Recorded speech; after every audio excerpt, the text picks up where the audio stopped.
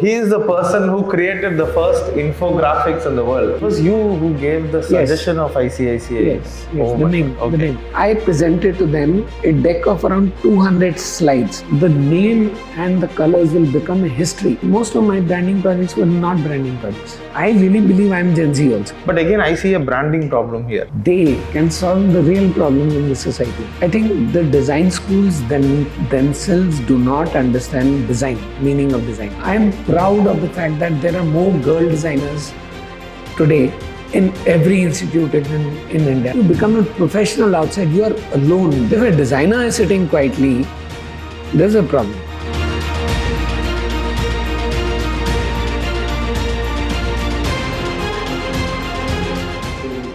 Tell about Sudhir.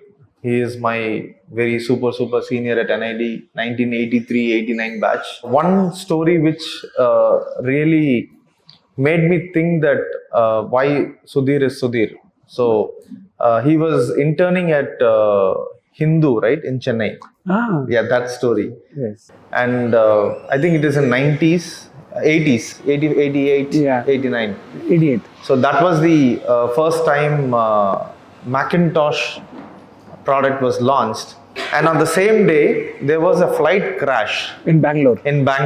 And so there were not even a lot of, at that time there were no mails, there was no WhatsApp, so the images were not shared, right? So only the story came that a flight was landing and it got some malfunction and then it got crashed.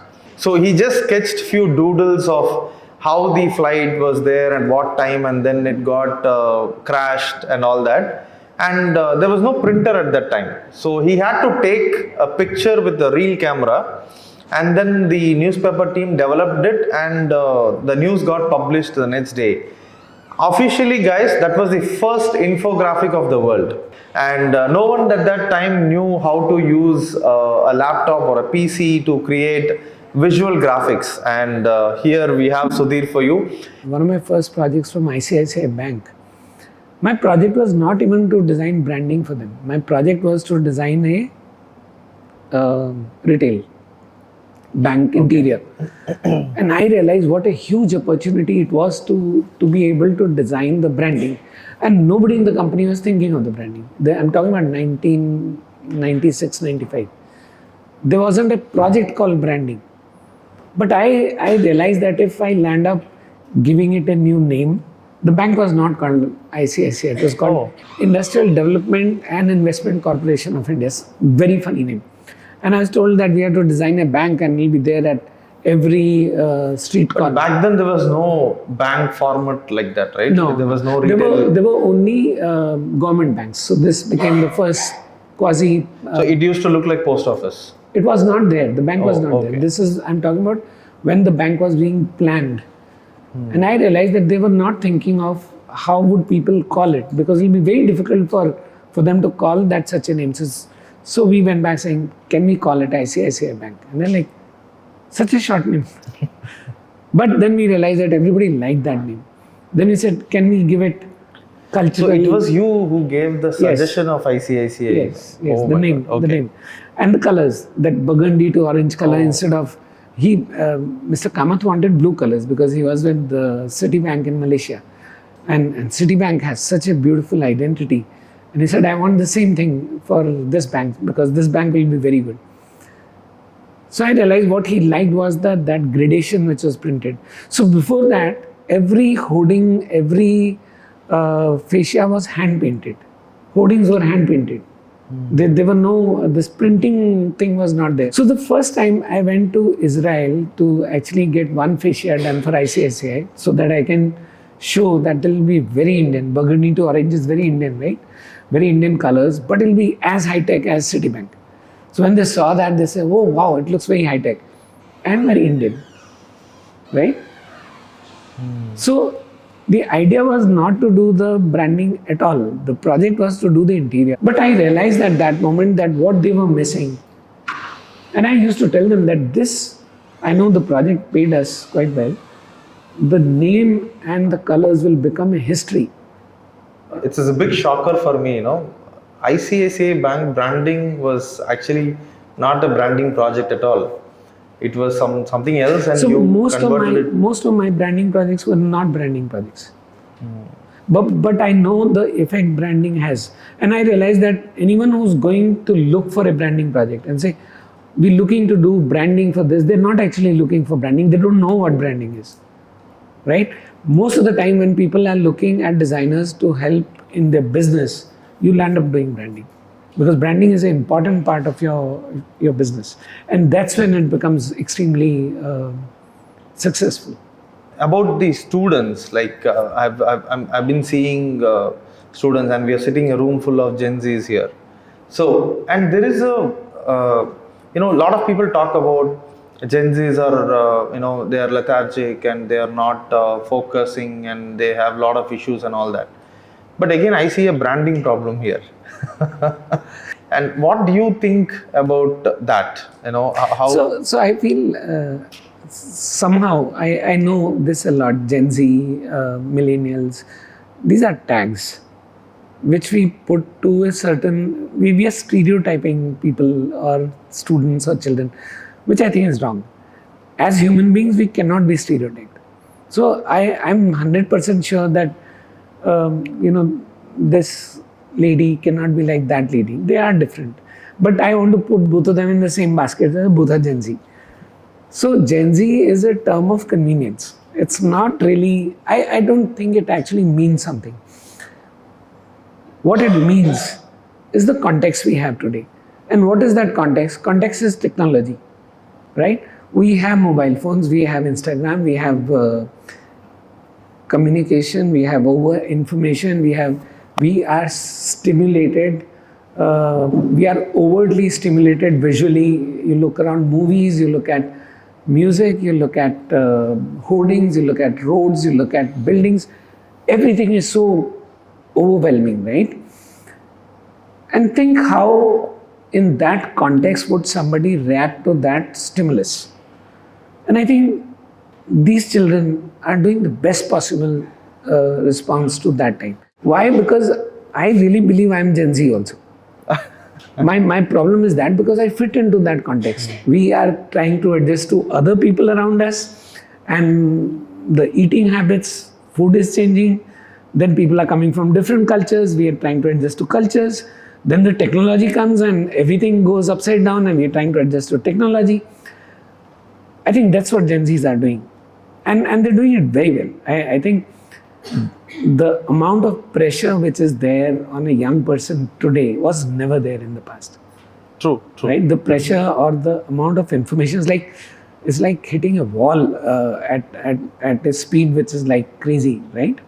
I can't imagine how I would have reacted at that age. If I was their age, what would it do to me? You have been to a lot of design schools, and you're teaching in a lot of places.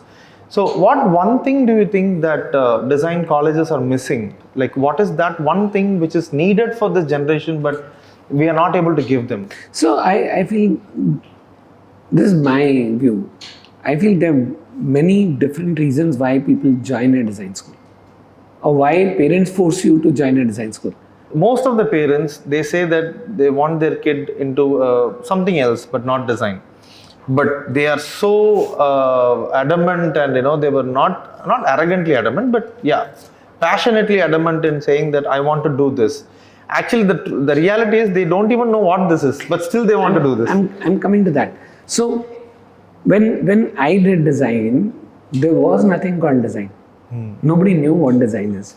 So and the requirements of that age was that in few years' time I need to finish my studies and start earning, because obviously, like you said, my parents shifted from village to the city. My dad was in army.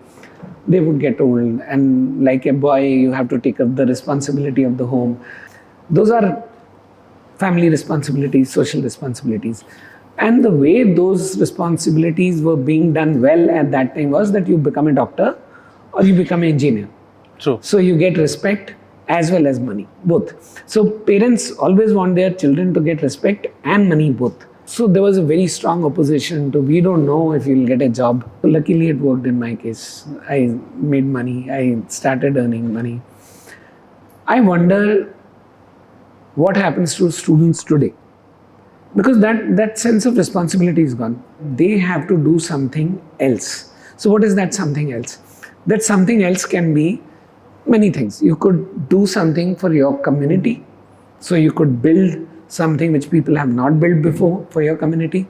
You could do something for your caste, religion, or your state, right? You could do something for gender. Women have this problem in villages, they're not looked after well. Can you do something? Social problems. Can you do something for the nation? Because country is going through a lot of issues of economics and geopolitics. What can you do? So you have bigger issues to solve. You understand what I'm talking about. But are you aware of those issues? If you're not aware of those issues, what will happen? What kind of designer will you become? I'm telling you this. You will become a designer who's very good at skills.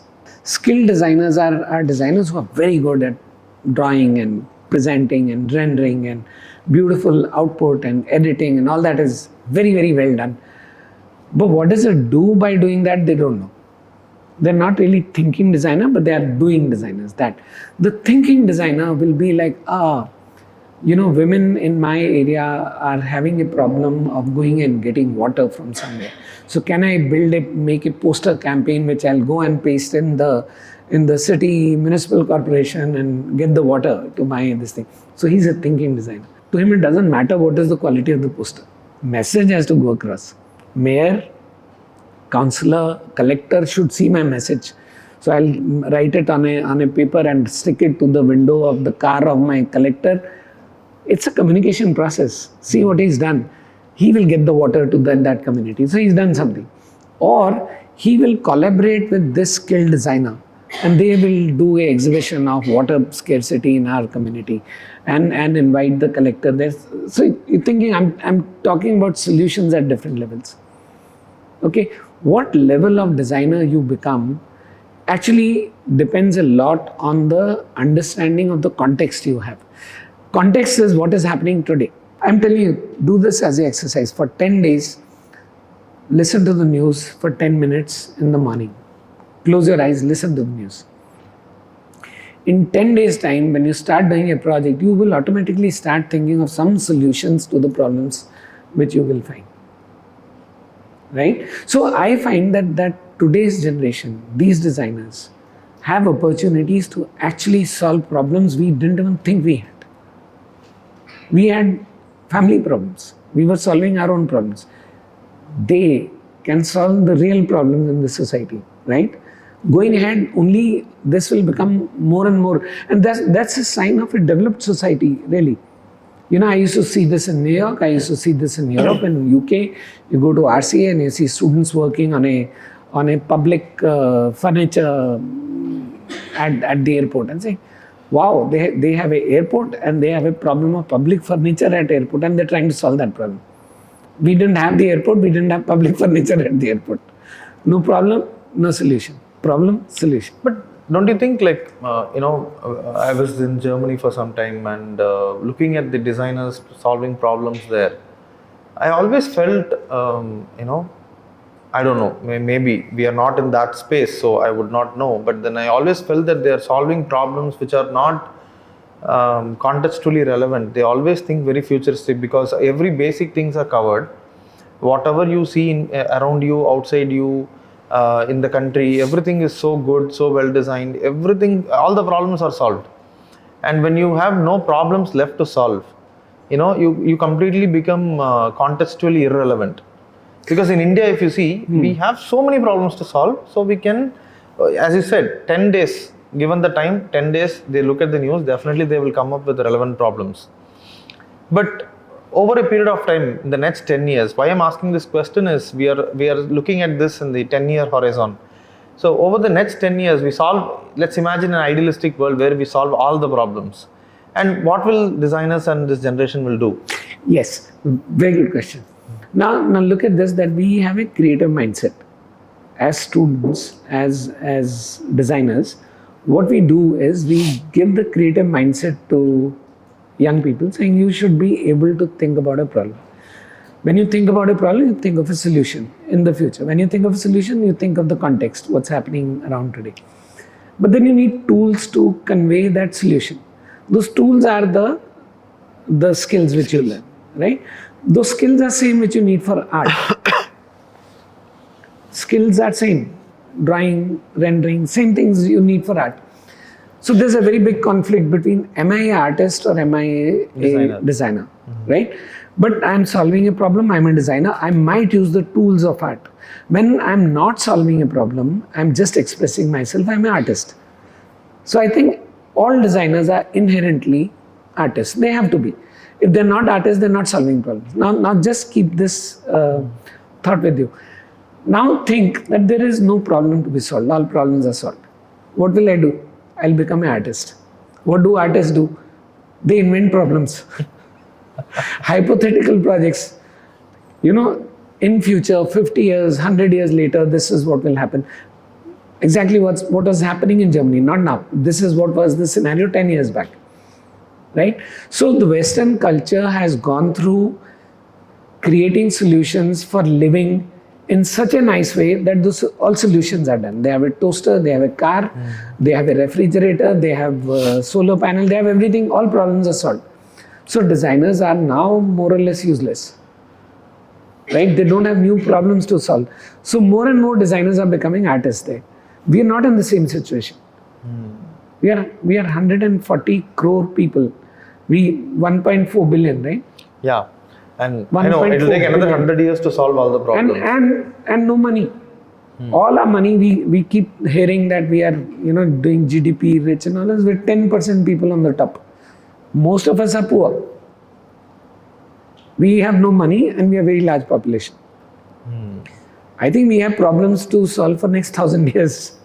We will not get into that problem. And that's why now when those designers from Germany, Spain, I had Spanish students in my studio yesterday.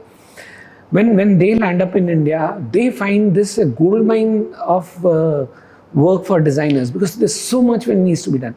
I don't know if you know IDEO, very well-known design studio. When they set up a office in India, they didn't set it up for corporate work. They set it up for social impact projects because there's so much to be done here. Now, if you do a social impact project in Europe or in US, you get paid as well as if you do a corporate project. In India, you don't. So they discovered after a few years, yes, a lot of problems to be solved, but nobody to pay for them. So they packed up and went back. We are blessed. We are blessed that we have problems. What that means is that our creative minds will always be working. We're not going to become fat and very sloppy and not do things, not be active. I think any thinking designer or any thinking artist will have tons of things to do here. Okay, going back to the question.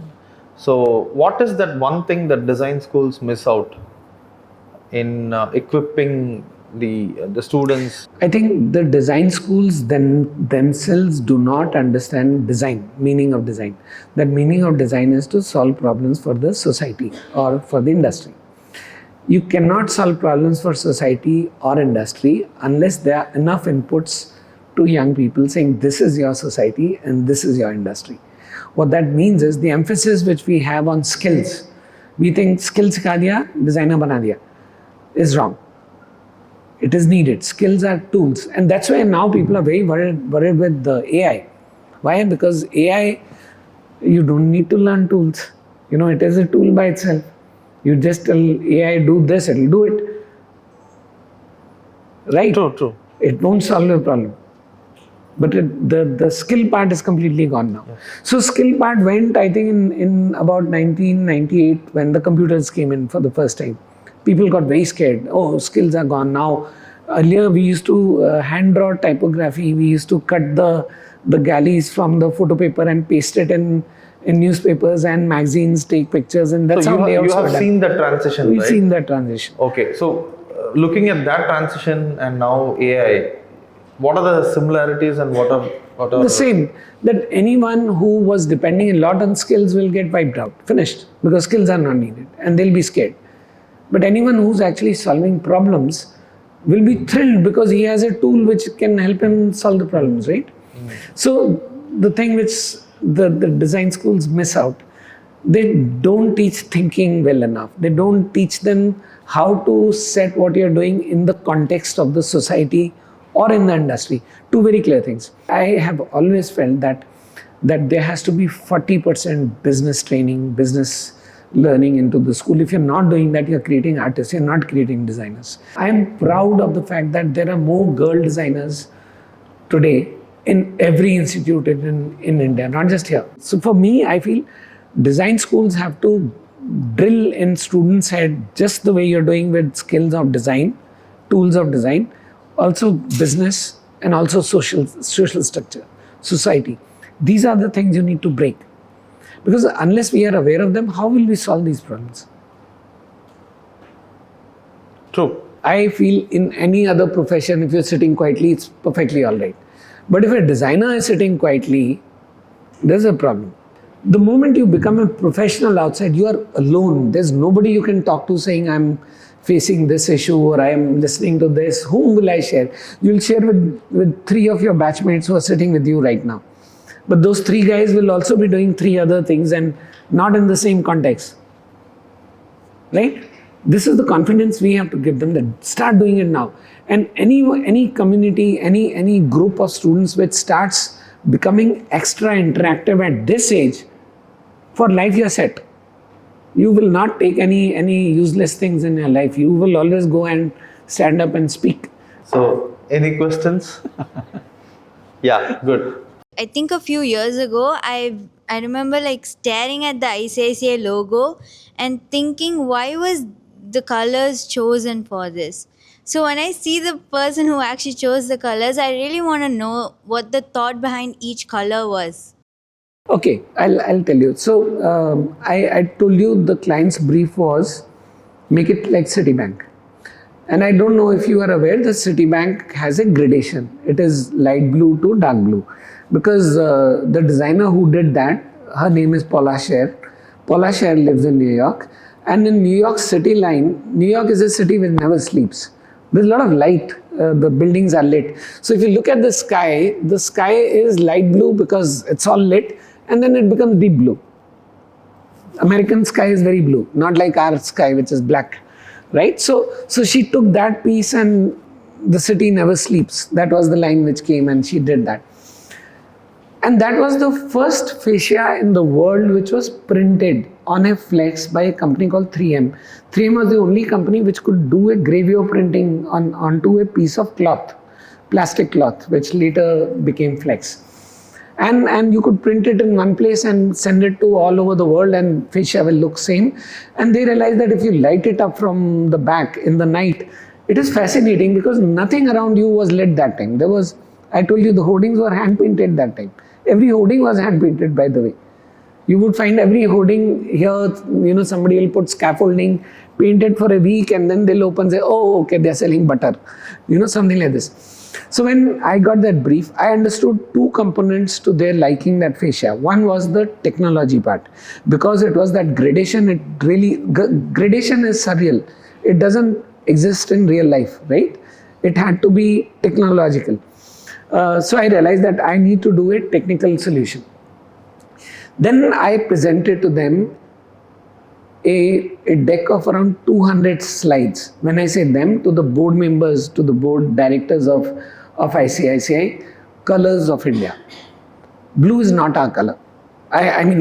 Blue is obviously our color, but not at that level. What is the color Indians live by? Vermilion, red, ochre, yellow, right? So I was saying the color has to be red. And I go and tell these guys that we'll use red. They say, we can't use red because red is, in accounting terms, loss. Red means loss. Green means profit. So let's do green. We can't do red. I said, are you mad? In our Lakshmi ka color, Lakshmi, you know Lakshmi? Lakshmi is the goddess of money, is red. Vermilion we put on her, this thing is red. Look at our that Bahi Khata Alu. India is a warm color country. So I do a lot of research into these things. So I studied the globe. When you look at the globe, you have blue color corporate identities in the American side. So you had IBM, you had Ford. Look at all American identities would be blue, right? Because वहाँ पे blue is it's not cultural, it's not religious, but blue is the color there. Then as you come to Europe, you'll still have a lot of blue, but you'll find a tinge of orange. Netherlands, you look at the flag of UK, for example, or the royal colors of UK. So there'll be a lot of navy blue and red. Then you come this side, Middle East. What do you see? Green. Everything green. Why? Because it's religious. They're very, very cultural on green. The whole of Middle East is very green. Then you come to India. What color do you see? Saffron. I mean, I'm not saying this from any religious thing, but we are warm color people. Before ICICI, there was no bank in India with warm colors. All banks had blues. Bank of Baroda was blue. Oh. Right? After ICICI came in, every bank is warm color. Reds and HDFC chain color, Axis became almost that. Look at Kotak Mahindra, look at everybody chain colors. In India, banks are very, very confident of using warm color now. Not in Europe, not in China, not in Japan, not in America. In India. Why? Because they've seen the proof. ICICI is one of the best banks we've had. Yeah? You have your own award show, right? India's Best Design Awards, and Yes. one of our student, Malavika, got award there. Yes. And so, what kind of work, or what is that something that differs an award-winning work versus a work that doesn't get award? Like, what is that difference? So, okay. So I'm running these awards for last 10 years now. It's called India's Best Design Awards. And the categories we had was the best design project, best design studio, best in-house design studio. And it's very, very easy to judge a award for a design project. If you do a project and there is a jury of 10 people, they look at this and say, very good project, it gets the award. Simple. 10 jury has to be impressed with that work, right? Then we started Student Award 3 years back, that we will also give the award to India's best design student, and there was a reason for it. But let me first tell you the problem with it. When you are awarding a project by a professional, the award is given on the work which is already done. When you are awarding a student, what are you awarding? You are awarding the capability of the student to go ahead and become an icon tomorrow. Right? So my brief to the jury is that don't judge them by what they have done. Go by the quality of decisions they have made in terms of choosing their project, how they're presenting it, how they're talking about this. Do you see a lineage into that? What I mean is, when I speak to a young person, anyone, not just me, anyone speaking to a young person, if you have a very serious 10-minute discussion, you will become the fan of that young person because, oh, that person has a vision. That person has something, this person will do something in life. A lot of people do that, right? They look at your face and they tell you, boss, this kid will become something in life. And a lot of kids you meet, you spend time with them and you realize, like, why are you wasting your time? You're not rooted, right? So my purpose is there to find those people, look at those projects which they enter, find those people who in 5 years, 10 years would be icons of design, next design leaders. That was the objective. That's the brief to the jury. And the jury is very diversified jury. We have design professors from various fields, from various sides, various cultures, all that. There's branding happening in design schools now. There is NID, there is IIT, there's IDC, there is NIRMA, there's Symbiosis, there's MIT, there's DOT, there is this, there is that, right? And slowly those things are falling into the slot. This is the best school, this is the next best school, this is the next best school. What makes the school the best? The students. The students. Not the amount of publicity the college does, right? Now, I believe there are students in every college which are at par with the student in the best college. Sitting here in Chennai, and we've had the examples, right? Yeah. She did win this from Chennai. We've had people winning from Kerala, people from Manipur, people from extreme north, right? So I'm saying the way we think of design schools has to change but I can't change it overnight. I'll change it in 10 years. If I have in next 5 years 50 students coming from Dot School of Design, I can give it to you in writing that the image of Dot School of Design will change. There'll be people going for, I want to go to this school because it produces the best design students. So it is not branding the student alone, it's branding the colleges. It is also creating a level playing field for colleges. Because I believe a lot of good education is happening in private schools. There were schools which were created 70 years back, 50 years back. They're good, they're very good. But many times you put one student together with one student, I find a lot of new colleges are way better, really. The purpose of the question was also, your jury's brief was very clear that you're looking at the capability of the students, but not the current skills that students have. But the current problem that students face, I keep pushing people to apply for awards, apply for a lot of competitions, They come back and tell me that, sir, my work is not finished yet, They're looking for that bit of perfection to finish their work, but no one is looking at that. They are looking at what kind of decisions you have made. So I must tell you one thing, and in my book, Design Attitude, I talk about this. When you're a student, the finishing of your work is not important at all. The outcome is not important. The process is very important. What you're learning, how you're learning is very important, because in future you will need that process. Outcome is not important when you're a student. That's why you must do hypothetical projects. Never do real projects. Because hypothetical projects, maybe your outcome is still okay. You will still learn the process. When you're a professional, when you become a professional, nobody cares for the process. They only care for the outcome. Then, finish dikhao. I won't ask you, did you do 5 alternatives? Did you think of this? Did you think of, I won't ask. I'll say, just give me the final thing. I have to send it to the client. Outcome becomes more important than the process. When you are a student, process is more important. Focus on process. This is something which the teachers have to focus on a lot. That's why I also say another thing that, and I know students don't like it. I don't think students should do freelance work, because it changes your mindset. When you are a student, if your mindset shifts to the outcome, what does that mean is that outcome you can copy and give. Logo banana hai. If you have to make a logo, you can copy a logo which professor doesn't know, and he'll say, oh, very beautiful logo, and he'll pass it. Outcome is done. But you don't know how that beautiful logo was made. What was the process? In my awards, process is what we look at. We don't look at the outcome. It is the process which is very important. I'm very clear about this. It's the process. The awards are open, by the way, now. It's on the website. Yeah, I was about to say that the entries are open. Entries for the India's Best Design Awards is open. It's in their website, Design India.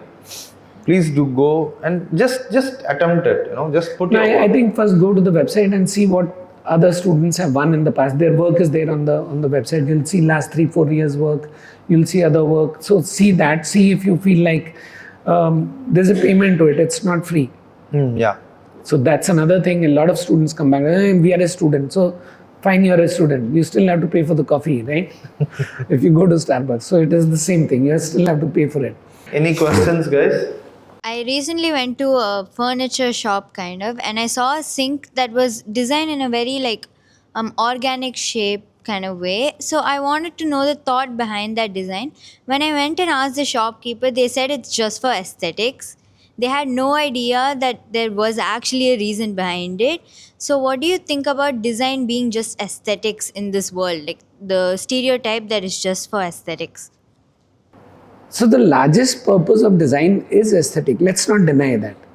I mean, design has to be beautiful by every definition. Many times, if you just create a cover to something, a package to something, it becomes beautiful by nature. Anything which is very functional also becomes beautiful. But beauty by itself is a purpose as well, right? So I don't know which furniture shop, but there is a company called Jessie. It's a German company which creates a, what is that called? Faucet. Faucet, which is like a pebble. right? With a beautiful brass thing on that.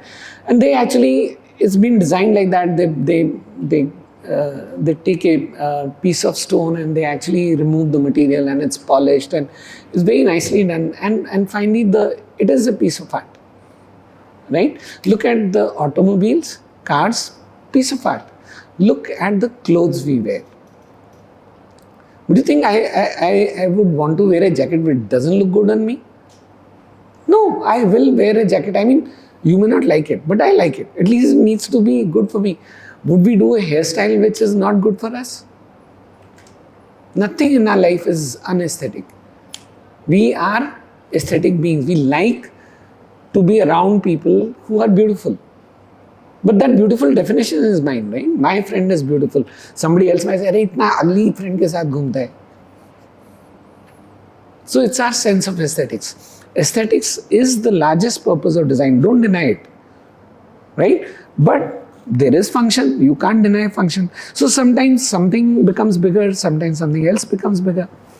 The value of the design has to be conveyed by the designer. You should build a brochure. You should put a sticker on that. Explain what the design is, why, what is the inspiration, where did it come from. Something has to be there so the shopkeeper knows and you also know. Our job, right? But good. I think that's very important that you are aware of these things when things are happening, because this will make you aware of a project when you do. That if I'm doing a project, this has come very beautiful, but if it goes to the market, nobody will know. So what should I know? What should I do that people will know? That also becomes my job, right? Does that answer your question? Yeah. Yeah. As you mentioned some time back about the budget that was announced by the government, what is your stance on the colleges that are opening, like about the design colleges that they want to open? I mean, I've heard so many people complain saying that they're just pumping out graduates without any opportunities for them. So. See, China was the manufacturer of the world. Okay? Today, China is the designer of the world. Do you know that? Okay. So China about 25-30 years back used to manufacture everything. It still does. So manufacturing is what became the economy of that place. But they realized very soon that if they're building cars for BMW, they should also learn how to design cars for BMW. So they started design schools. Some of the largest design schools I've seen are in China. 10,000 students in one batch. Can you imagine? Yeah. Oh. You teach in stadiums, not in normal... For design? Design. Oh. Design universities. So what China did was that they built 60 districts. Each district, because it's a communist country, they put up a design university and massive design university. Right? They were pumping out people. And we were sitting in India, what happens? Because they will not get job anywhere. Because all the companies are foreign companies there. All people manufacturing in China are Europeans or Americans. They're not Chinese. What will happen?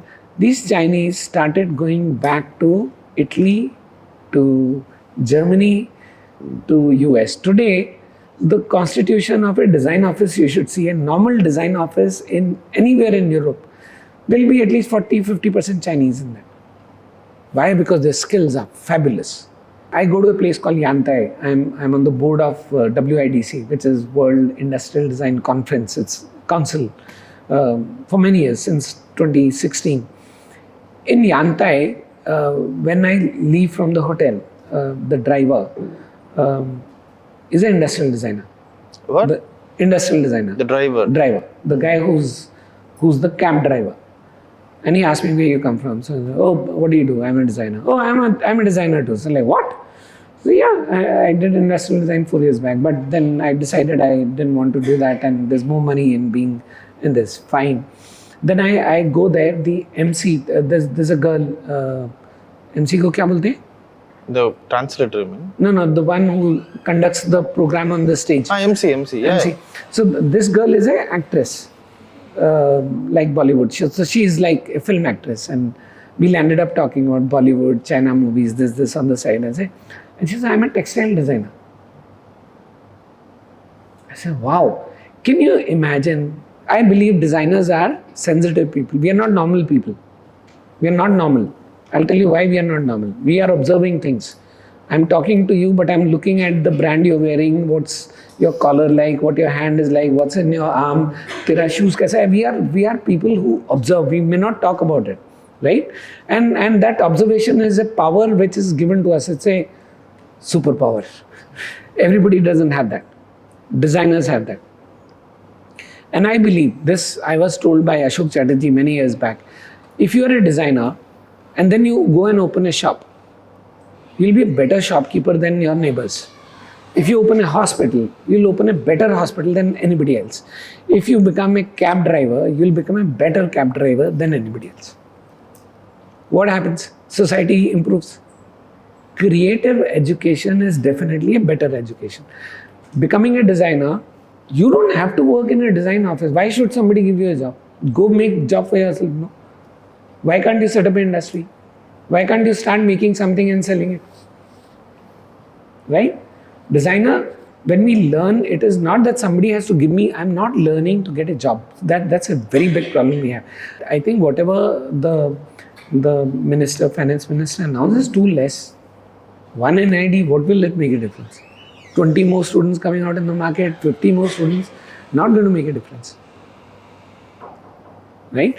I'm very excited that now we have design schools in South India. I used to think Bangalore mein khatam ho gaya sab. Bangalore, nothing in Chennai, nothing in Coimbatore, nothing in Kerala. But this is important because it will change the society. That's a very valid point that, designers, the pumping out designers, I was also asking, thanks for asking that question, because I was having that doubt, like, why do bring more designers into the market when there are no opportunities? But given the Chinese example, actually true, when I finished my design and then worked in some company, but then actually I started my own business. I was actually doing a better business than my competitors. Of course, yes, it was a different way that I did it, but then for anyone out there in this room, once you're a designer, always you're a designer. What's shaken the Western world? The Europe is completely, they don't know how to react to it.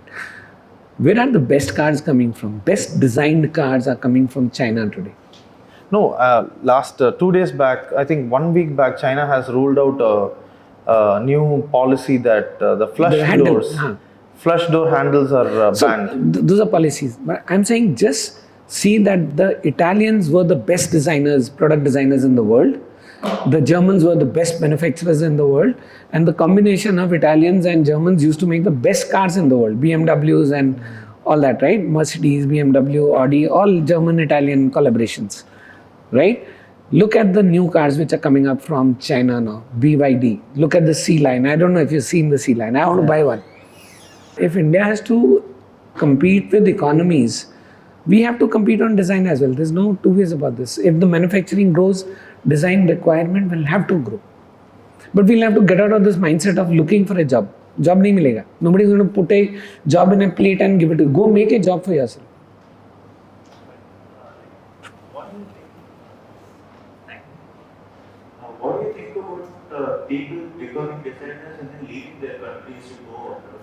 Like, you feel that I want to do something better for my country? I really think it's okay. I think it's good that people move out because they learn more, and once there is interaction, I'm very proud of all the Indians who have gone out, all the software guys who work in Apple and Google and all that. I don't resent that. If they were, chances are that if they were here, we wouldn't have that Apple kind of opportunity for them, right?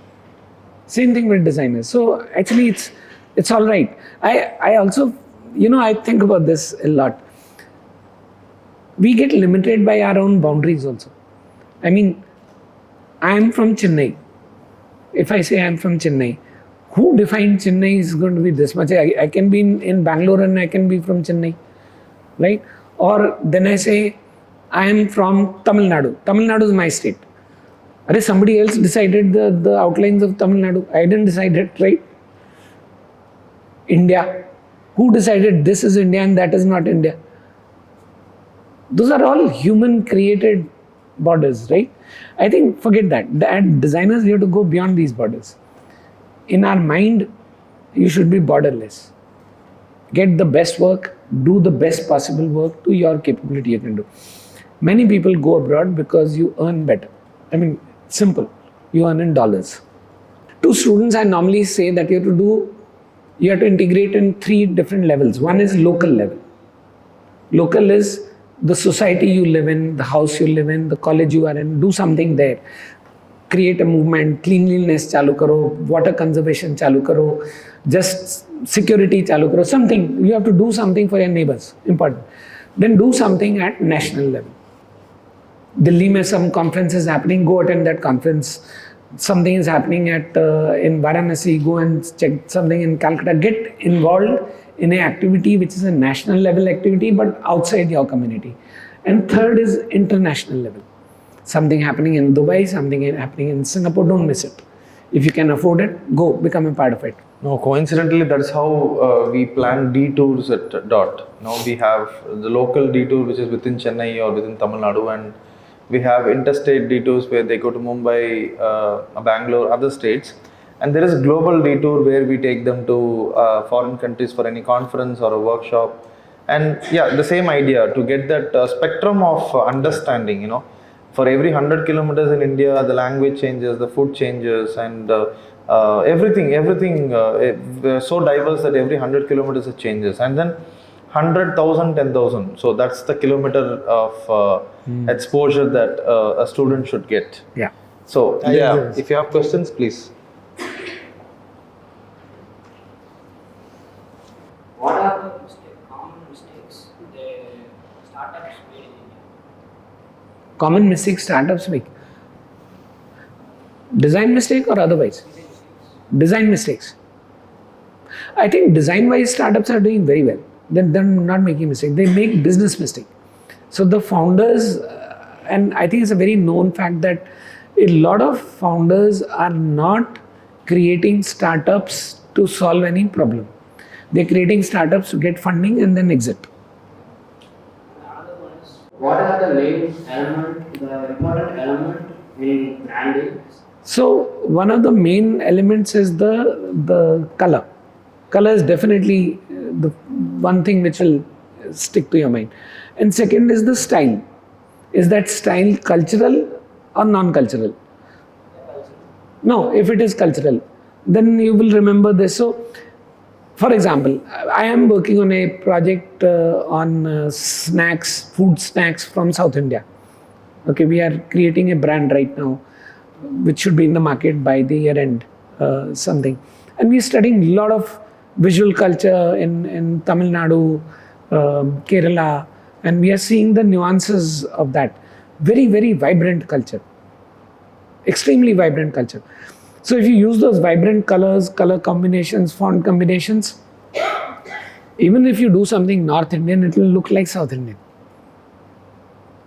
Those elements are important. Yeah, so the font, the color, the alignments, the vibrancy, those elements. So many times when you, for example, if you've seen the Bajaj logo which I have done, obviously it's a simple B in blue color, one form, right? Why should it be like that? Because we didn't want Indian culture in that. We knew we are selling Bajaj in some 170 countries, 150 countries around the world. I don't want to carry an Indian brand look into that place. There, it's competing with Japanese, it's competing with Europeans, right? Now with Chinese. Now Chinese have a problem because Chinese, they put their logo in Chinese everywhere. So people look at this and they know it's Chinese. Luckily, or fortunately, unfortunately, if you see something in Chinese and if it means, oh, it's good quality, it's good brand, they will benefit. But if one of the motorcycles fails and doesn't do well, people will look at 10 other motorcycles and say, this is Chinese, it chalega nahi. The way it is. That happened with China phones, right? With everything. Like 8-10 years ago. Everything. So many times you have to do design which is non-cultural. And that is the reason you made a Bajaj logo, non-cultural, which is universal, like it is not any specific to geography. Yeah. And by the way, Bajaj logo was designed by him, and also I think your first project with Bajaj was the Pulsar logo, right? No. Pulsar was, I started working in 1992. The Pulsar came in 2000. Yeah. Okay. So you designed the logo of the Bajaj Logo first? was designed much later. I first designed their showroom. Oh. First project was designing the showroom, then their auto expos, then their annual reports. Then we said we now need to change the logo. When the current managing director, he just joined the company. We are good friends. He's the one who's written my... Rajiv Bajaj. Rajiv. Yeah. Rajiv had just come in. And when he took over, he changed the logo. Yeah. How would you feel about you as a graphic designer and then branding strategist? Those are titles, but I'm actually an architect. I designed a building in Kathmandu last year, 2 years back. We designed a building which is a cafe and a biker showroom. I design a lot of businesses. We are designing food, snacks in a kitchen in Rajasthan for my client. So I'm also a chef. I cook very well, right? So this strategist, these are the selling titles. You tell clients I'm a strategist. I don't say I'm a graphic designer, because graphic is a it's a skill. It's a tool. You don't sell a graphic designer. I don't need a graphic designer, but I am somebody who knows business very well. So if there's a business which is not making money, I can tell them how to make money by using design, by changing product, by changing branding, by using strategy. Any more questions? Now, people focus more on aesthetic value more than what meaning they have. They just ignore the meaning. So, when we are making a project, should we focus on the aesthetics more or like the deep meaning? When you marry a boy, you're not just going to marry a boy because he has muscular body and he goes to the gym. He should be earning well, he should be speaking well, he should have a good character. No, that's a mistake. You are reading the market wrong. Those things will work only for some time. Only aesthetics will work very little for some time. So I'll give you an example. There's a cosmetic tube called Fair and Lovely. You heard about it? It does nothing to you, right? It sells in millions. Is it a good product or a bad product? So aesthetics matter. I'm not saying it doesn't matter. It matters a lot. But if it is only aesthetics, people will get bored with it. We know this about Bollywood stars, right? वो कितना अच्छा लगते हैं पर मुंह खोला finish. Food. If you look at the food, looks very good, but you taste it doesn't taste nice. Or even if it tastes nice, but it screws up your stomach, what is the point? The content has to be good. And then the presentation has to be as good. So cake should look very good icing and all that. But when you eat it, you should feel even better. That is very important. That is good design. So what other people are doing, what is the trend, forget that. What you should do, you should be very clear.